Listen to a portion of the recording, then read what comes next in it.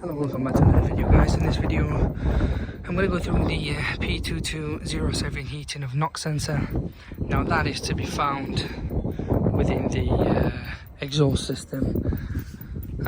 Underneath here, it's midway roughly around the back. It's a 1.6 diesel that's causing it to trigger the engine management light. That's all. Now it'll be a case of just changing that sensor, and hopefully that should cure it.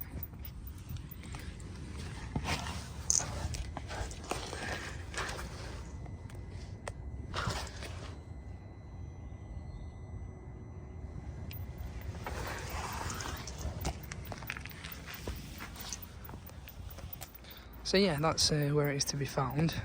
Now, in your case, you may not get you may not go into limp mode, low power, but it'll be just the engine light, just like this vehicle is itself. They do go, it's normal. It'll be just a case of plug and play, but you will have to do a reset on the diagnostic machine for you to eliminate the engine management light. But that is where it is, and the sensor we would highly recommend you get OEM, genuine part by dealer, or anywhere online really, as long as it's OEM and genuine.